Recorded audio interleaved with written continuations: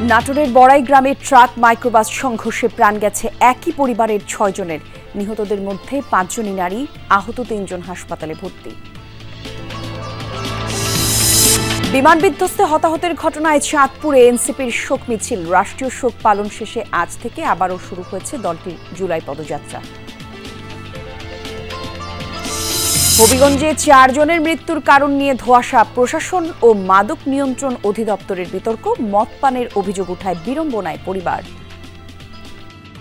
আমার জায়গা থেকে আমাদের কোনো এখতিয়ার নেই যে কেউ মদ্যপান করে মারা গিয়েছে কিনা, সেটি আমি বলার মতো আমাদের সুযোগ নেই। আসলে কি ঘটছে এটা জানার জন্য একটা কমিটি গঠন করা হয়েছে।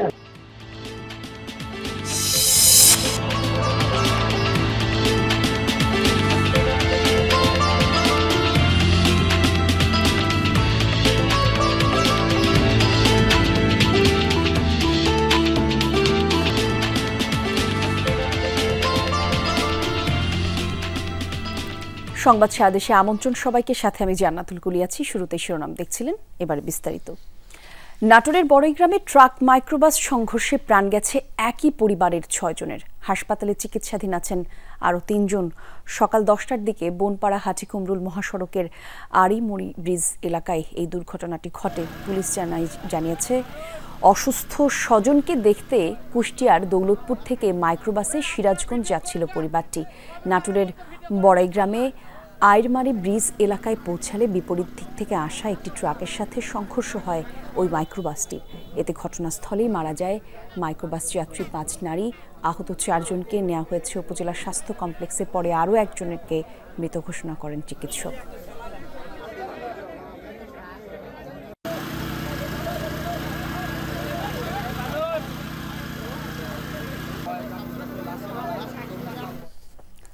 দর্শক, নাটোরের এই দুর্ঘটনাস্থলে আমাদের সহকর্মী নাজমুল হাসান আছেন।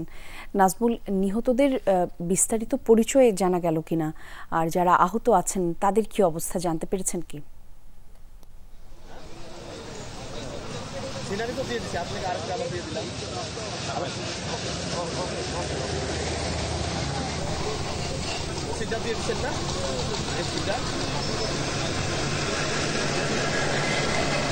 কলি, আসলে নাটোরের বড়াই গ্রামে একটা ভয়াবহ দুর্ঘটনা হয়। এই দুর্ঘটনার পরে কিন্তু ঘটনাস্থলেই ৫ নারী নিহত হয় এবং হাসপাতালে চিকিৎসাধীন অবস্থায় আরও একজনের মৃত্যু হয়। এখানে হাইওয়ে পুলিশ সহ প্রশাসনের কর্মকর্তারা আমাদেরকে জানিয়েছেন যে কুষ্টিয়ার দৌলতপুর থেকে মাইক্রোবাসে করে আসলে একই পরিবারের কয়েকজন সিরাজগঞ্জের উদ্দেশ্যে যাচ্ছিলেন অসুস্থ রোগী দেখতে। তাদের মধ্যে আমরা জানতে পেরেছি রজব আলীর স্ত্রী ইতি খাতুন রয়েছেন এবং ইতি খাতুনের স্বজনদের সূত্র ধরে বাকিদের পরিচয় নিশ্চিত করবেন হাইওয়ে পুলিশ। তখনই কিন্তু আমাদেরকে জানাতে পারবেন যে আসলে তারা সবাই পরস্পরের কেমন আত্মীয় হয়। আর আহতদের বড়াইগ্রাম উপজেলা স্বাস্থ্য কমপ্লেক্স এবং গুরুদাসপুর উপজেলা স্বাস্থ্য কমপ্লেক্সে ভর্তি করা হয়েছে। তাদের অবস্থা আশঙ্কামুক্ত বলে জানিয়েছেন চিকিৎসকরা। সব মিলিয়ে এই দুর্ঘটনায় ৬ জন নিহত হয়েছেন। আর এই বনপাড়া হাটিকুমরুল মহাসড়কটি কিন্তু খুবই দুর্ঘটনাপ্রবণ এলাকা। ২০১৪ সালের দিকে এখানে একই দুর্ঘটনায় ৩৮ জন প্রাণ হারিয়েছিলেন। প্রতিনিয়তই এমন কোনো দিন নাই যে সেই দিন দুর্ঘটনার খবর পাওয়া যায় না। খুবই ভয়াবহ সড়ক বলা হয়। আসলে যানবাহনের অনিয়ন্ত্রিত গতি এই সড়ক দুর্ঘটনার অন্যতম কারণ বলে এই পথে চলাচলকারী যাত্রীরা আমাদেরকে জানিয়েছেন। কলি, ধন্যবাদ আপনাকে নাজমুল।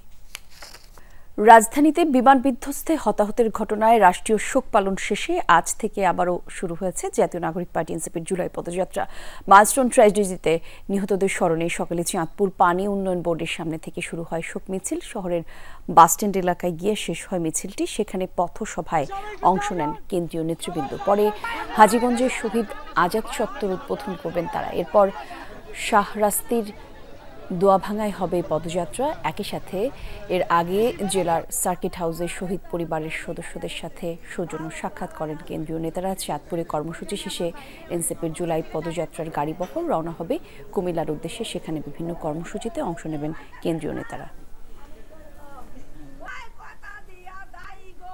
1 বছর তো হয়ে গেল, আমরা তো নতুন আরেক জুলাই এসেছি, কিন্তু আমরা তো এখনো দৃশ্যমান বিচার লক্ষ্য করছি না। যতটুকু বিচারের অগ্রগতি হওয়া দরকার ছিল আমরা এতটুকু লক্ষ্য করছি না। এই বাংলাদেশে অন্তর্বর্তীকালীন সরকার কিংবা বিচার বিভাগের সংশ্লিষ্ট যারা রয়েছে, আসিফ নজরুল স্যার থেকে শুরু করে আমাদের বিচার বিভাগীয় যারা রয়েছে, তারা যেন অন্য কোনো কিছু চিন্তা না করে। এনসিপির জুলাই পদযাত্রার বিষয়ে আরও আমরা তথ্য জানবো আমাদের সহকর্মী কাদের পলাশের কাছ থেকে। পলাশ, পথসভা এখনো চলছে কিনা জানাবেন, আর কেন্দ্রীয় নেতারা আর কি বললেন সেই তথ্য থাকলেও জানাবেন। আমাদের মাঝে উপস্থিত রয়েছেন আমাদের এনসিপির কেন্দ্রীয় কমিটির সিনিয়র যুগ্ম সদস্য সচিব নাহিদা সারওয়ার নিভা। আমাদের মাঝে উপস্থিত রয়েছেন আমাদের এনসিপির কেন্দ্রীয় কমিটির সিনিয়র যুগ্ম মুখ্য সমন্বয়ক, আমাদের অভ্যুত্থানের নেতা, আমাদের গণঅভ্যুত্থানের লড়াকু সৈনিক আব্দুল হান্নান মাসুদ।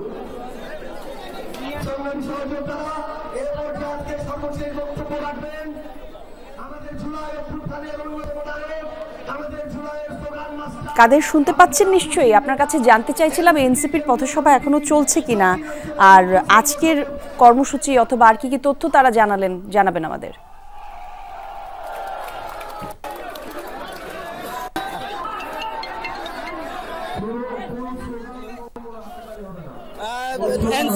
এনসিপির যে নিয়মিত কার্যক্রম 2 দিন বন্ধ থাকার পর আজকে থেকে শুরু হয়েছে তাদের যে পদযাত্রা, এবং আজকে সেই পদযাত্রার নাম বদল করে হয়েছে শোকযাত্রা। শোকযাত্রা পরে চাঁদপুর বাস স্ট্যান্ড এলাকায় যে সমাবেশ হচ্ছে, এই সমাবেশটা একটু ব্যতিক্রম হচ্ছে, যে এখানে কোনো হাততালি দেওয়া যাবে না, কোনো স্লোগান দেওয়া যাবে না, কারণ শোকযাত্রা শেষ পরেই তারা হচ্ছে এই শোভাযাত্রায় অংশ নেবেন। এবং আমরা দেখছি যে চাঁদপুরের বাস স্ট্যান্ডে সারা জেলা থেকে, প্রত্যেকটা উপজেলা থেকে এনসিপি কর্মী সমর্থকরা অংশগ্রহণ করেছেন। সাধারণ শিক্ষার্থীরা, হাজার হাজার শিক্ষার্থী এখানে এবং বিভিন্ন কর্মী অবস্থান করছে, এবং তারা যে শীর্ষ পর্যায়ের নেতারা বক্তব্য রাখছেন তাদের দিক নির্দেশনাগুলো শুনছেন এবং সেটা মাঠ পর্যায়ে বাস্তবায়নের জন্য কাজ করবেন। আমরা দেখছি এখানে বক্তব্য রেখেছেন নাসির উদ্দিন পাটোয়ারি এবং সার্জি সালাম, এখন ঠিক সর্বশেষজন বক্তব্য দিচ্ছেন হাসনাত আব্দুল্লাহ। তাদের বক্তব্যের আমরা দেখি যে সামারাইজ যদি করি, সেখানে বলা হচ্ছে যে গণ অভ্যুত্থানকে ঘিরে যেই গণ অভ্যুত্থান যেই লক্ষ্যে হয়েছিল সেগুলো যাতে বাস্তবায়ন করা হয়, কোনোভাবেই আওয়ামী লীগ এখানে মাথাচড়া দিলে যেই জায়গায় মাথাচড়া দেবে সেখানেই তারা প্রতিহত করবে। এই ক্ষেত্রে দল মত নির্বিশেষে তারা কাজ করবে শুধুমাত্র আওয়ামী লীগকে প্রতিহত করার জন্য। যে কারণে এবং এখানে যে জুলাই অভ্যুত্থানকে ঘিরে যেই পরিকল্পনা সাজানো হয়েছে এবং তাদের যেই লক্ষ্য এবং যে উদ্দেশ্য বলা হয়েছে সেগুলো যাতে বাস্তবায়ন করা হয়। আমরা দেখছি এখানে আজকের এখানে পথসভা শেষে এই এনসিপির নেতৃবৃন্দ চলে যাবে হাজীগঞ্জে, সেখানে শহীদ আজাদ চত্বর উদ্বোধন শেষে এই পদযাত্রা চলে যাবে চাঁদপুরের শাহরাস্তি উপজেলার দোয়াভাঙা এলাকায়, সেখানে পথসভা শেষে এই সভা চলে যাবে কুমিল্লার উদ্দেশ্যে। সুতরাং 2 দিন বন্ধ থাকার পর আজকেই শুরু হলো এনসিপির কার্যক্রম, এবং এখানে আজকে সকালবেলা 9টা থেকে প্রায় 11টা পর্যন্ত যারা গণ অভ্যুত্থানে শহীদ হয়েছেন তাদের পরিবারের স্বজনদের সাথে সৌজন্য সাক্ষাৎ এবং তাদের দুঃখ বেদনা শুনেছেন এই এনসিপির শীর্ষ পর্যায়ের নেতারা। ধন্যবাদ আপনাকে পলাশ। হবিগঞ্জে বিপাকে পড়েছে 4টি পরিবার। জেলা প্রশাসনের চিঠিতে তাদের পরিবারের 4 সদস্যের মৃত্যু মদপানে উল্লেখ করা হয়েছে। তবে মাদকদ্রব্য নিয়ন্ত্রণ অধিদপ্তর বলছে এ বিষয়ে তারা কোনো তথ্য জেলা প্রশাসনকে দেয়নি। জেলা প্রশাসক জানিয়েছেন প্রকৃত ঘটনা জানতে কমিটি গঠন করা হয়েছে। জুলাই আন্দোলনের সন্তান আর বছর না ঘুরতেই স্বামী রতনশীলের মৃত্যু, অথই সাগরে রুবি রানী শীল। জীবনের কঠিনতম এমন সময়ে আবার জুটেছে অপবাদের বোঝা। আমার জামাই কোনো কিছু খাইয়া মারা গেছে না, আমার জামাইও ভালোভাবে মারা গেছে, মানুষে আমার বাবা তুলে মদ খাইয়া মারা গেছে, মিথ্যা অনুভব। 16 ও 17 জুলাই হবিগঞ্জের বিভিন্ন এলাকায় 4 জনের মৃত্যু হয়। এর মধ্যে 3 জনই সনাতন ধর্মাবলম্বী, যাদের সৎকারও হয় 17 জুলাই। কিন্তু পরদিন সামাজিক যোগাযোগ মাধ্যমে ছড়িয়ে পড়ে মদ পানে মারা গেছেন তারা। এতে বিড়ম্বনার মুখে পড়ে শোকাহত পরিবারগুলো। এইগুলা তো আমরা যেগুলা ফেসবুকে ছড়াইতেছে এগুলো সব ভিত্তিহীন, আর আমরা এইগুলার কারণে আমরা নিজ এলাকাবাসীর কাছে শুরু হইতেছে। 18 জুলাই ঘটনা তদন্তে 6 সদস্যের কমিটি করেন জেলা প্রশাসক। চিঠিতে উল্লেখ করা হয়, জেলা মাদকদ্রব্য নিয়ন্ত্রণ কার্যালয় সূত্রে জানা গেছে বাংলা মদ পান করায় মৃত্যুবরণ করেছেন 4 ব্যক্তি। তবে মাদকদ্রব্য নিয়ন্ত্রণ অধিদপ্তর জানায় মদ পানে মৃত্যুর বিষয়ে কোনো তথ্য জেলা প্রশাসনকে দেয়নি তারা। আমার জায়গা থেকে আমাদের কোনো এখতিয়ার নেই যে কেউ মদ্যপান করে মারা গিয়েছে কিনা সেটি আমি বলার মতো আমার কিন্তু সুযোগ নেই। জুলাই শহীদ পরিবারকে জড়িয়ে এমন ঘটনাকে ফেসিবাদী স্টাইল বলে উল্লেখ করেছেন বৈষম্য বিরোধী ছাত্র আন্দোলনের কেন্দ্রীয় সভাপতি রিফাত রশিদ। মেডিকেল রিলেটেড যে কোনো মন্তব্য করতে হবে এক্সপার্টদেরকে। আমরা বলবো যে এক্সপার্টাইজদের কাছে আসলে যে কোনো মন্তব্য সবকিছু ছেড়ে দেওয়া উচিত। হাসপাতালের তথ্য বলছে 4 জনের মধ্যে কেউ কিডনিজনিত সমস্যায়, কেউ মারা গেছেন হৃদরোগে। গ্যাসপিং হয়ে কার্ডিয়াক অ্যারেস্ট হয়ে মারা গেছে, পোস্টআপ না হয়ে অ্যাকিউট রেনাল ফেলিওর হয়ে মারা গেছে। আমরা এগুলোই কজ দিব, আমরা তো ওইরকম কজ দিতে পারবো না যেটা আপনার সামাজিকভাবে হেয় করবে, এরকম কজ তো আমরা দিতে পারবো না, তো আমরা শিওর না। সচেতন মহল বলছে তথ্য প্রমাণ ছাড়া কাউকে সামাজিকভাবে হেয় করা মানবাধিকার লঙ্ঘনের শামিল। তাদেরকে এইভাবে হুট করে এই একটা অপবাদ দিয়ে দেওয়া যে কোনো প্রশাসনের যে কোনো পর্যায়ের থেকেই হোক, আমি মনে করি এটা খুবই দুঃখজনক। জেলা প্রশাসক বলেন, আসল ঘটনা জানতে কমিটি গঠন করা হয়েছে। আসলে কি ঘটছে এটা জানার জন্য একটা কমিটি গঠন করা হয়েছে। আশা করি ওই কমিটি এটা উদ্ঘাটন করতে পারবে। নির্দোষ কোনো পরিবার যেন অপবাদের শিকার না হয় সেদিকে নজর রাখার তাগিদ শহরবাসীর। প্রদীপ দাস সাগর, যমুনা নিউজ, হবিগঞ্জ। ভয় আর শঙ্কা নিয়ে চলছে ঝিনাইদহের মুরারিদহ সরকারি প্রাথমিক বিদ্যালয়ের শিক্ষা কার্যক্রম। কর্তৃপক্ষ কয়েক ধাপে সংশ্লিষ্ট দপ্তরে বিষয়টি জানালেও নেওয়া হয়নি কোনো ব্যবস্থা। এরই মধ্যে ভবনের বিভিন্ন স্থানে দেখা দিয়েছে ফাটল, প্রায় খসে পড়ছে পলেস্তারা। দ্রুত ব্যবস্থা গ্রহণের দাবি শিক্ষার্থী, অভিভাবক এবং শিক্ষকদের। মনোমুগ্ধকর এই সড়ক ধরে কিছু দূর হাঁটলেই ঝিনাইদহের সদর পৌরসভার মুরারিদহ সরকারি প্রাথমিক বিদ্যালয়। মাঠে শিক্ষার্থীদের এমন চঞ্চলতা নিত্যদিনের চিত্র। 1972 সালে বিদ্যালয়টি প্রতিষ্ঠিত হলেও মূল ভবন নির্মাণ হয় 1993-94 অর্থ বছরে। এরপর দীর্ঘ সময় পার হলেও কোনো সংস্কার আর হয়নি।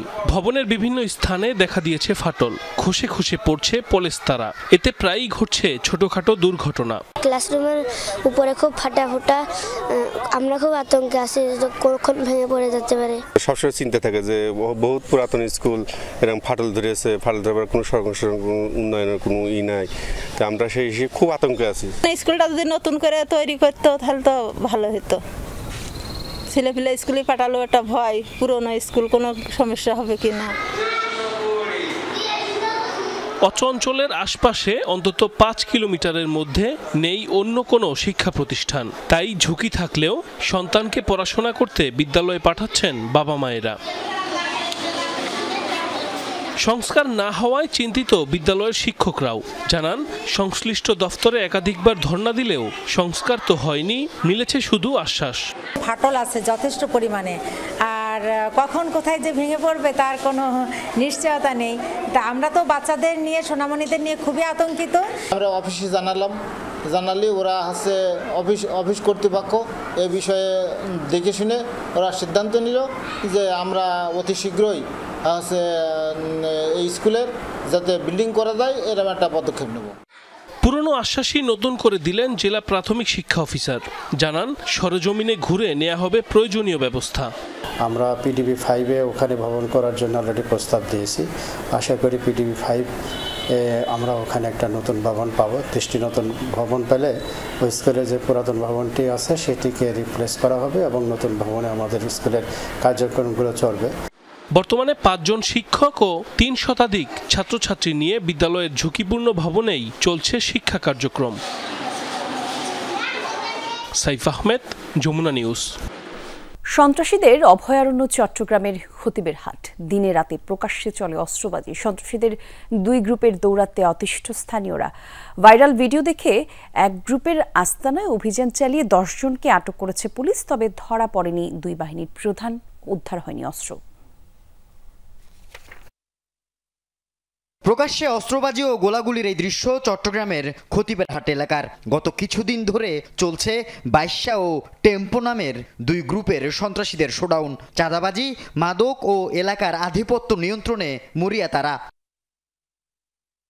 সামাজিক যোগাযোগ মাধ্যমে ভিডিওটি ছড়িয়ে পড়ার পর বাইশার আস্তানায় অভিযান চালিয়ে 10 জনকে আটক করে চান্দগাঁও থানা পুলিশ। পুলিশের দাবি, এই আস্তানা ব্যবহার হতো টর্চার সেল হিসেবে। চাঁদার টাকা না দিলে এখানে তুলে এনে করা হতো নির্যাতন। এখান থেকে মাদক সরবরাহ করা হতো। তারা এলাকায় মাদক ব্যবসা, চাঁদাবাজ, কিশোর গ্যাং এবং সন্ত্রাসী কার্যক্রম পরিচালনা করার লক্ষ্যে তাদের নিজেদের আধিপত্য বিস্তার করার জন্য এই অপরাধগুলি করে থাকে। আস্তানায় পাওয়া যায় টাকা গণনার স্বয়ংক্রিয় মেশিন সহ পুলিশের ব্যবহৃত বুলেট। 5 আগস্ট থানা থেকে লুট হওয়া অস্ত্র ও বুলেট এই সন্ত্রাসী গ্রুপের কাছে থাকতে পারে বলে ধারণা পুলিশের। এখানে আমরা 2টা গুলির খোসা পেয়েছি, যেটা বাংলাদেশ পুলিশ লেখা আছে। তো ধারণা করতেছি এখানে আমাদের থানা থেকে লুণ্ঠিত অস্ত্রের গুলি আমরা পেয়েছি, যেহেতু এটার আমরা সংশ্লিষ্ট আছে বলতে পারি। সিসি ক্যামেরার ফুটেজে সন্ত্রাসীদের হাতে অস্ত্র দেখা গেলেও অভিযানে তা উদ্ধার হয়নি। ধরা পড়েনি দুই গ্রুপের প্রধান বাইশা ও টেম্পো। আল আমিন শিকদার, যমুনা নিউজ, চট্টগ্রাম। গোপালগঞ্জের রেল লাইন থেকে অজ্ঞাত এক ব্যক্তির মরদেহ উদ্ধার করেছে পুলিশ। সকালে সদর উপজেলার চেচানিয়াকান্দি এলাকা থেকে উদ্ধার করা হয় মরদেহ। পুলিশ জানিয়েছে, নিহত ব্যক্তির মাথায় ভারী কিছু দিয়ে আঘাতের চিহ্ন রয়েছে। প্রাথমিক ধারণা, রাতে কোনো এক সময় হত্যার পর রেল লাইনের উপর মরদেহ ফেলে রেখে যায় কেউ। ময়নাতদন্তের জন্য মৃতদেহ সদর হাসপাতালের মর্গে পাঠানো হয়েছে।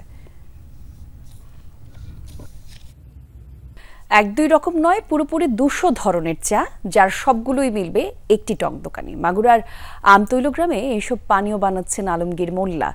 এরই মধ্যে তার চায়ের সুখ্যাতি ছড়িয়েছে আশেপাশের জেলাগুলোতেও, যা নিঃসন্দেহে চা প্রেমীদের জন্য সুখবর।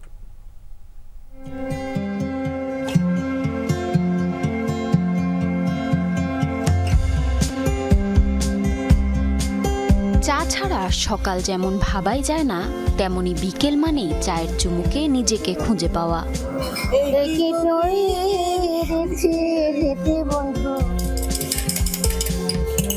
বন্ধুদের আড্ডা, সারাদিনের ক্লান্তি কিংবা নিঃসঙ্গতা কাটাতে চা যেন নিত্যসঙ্গী।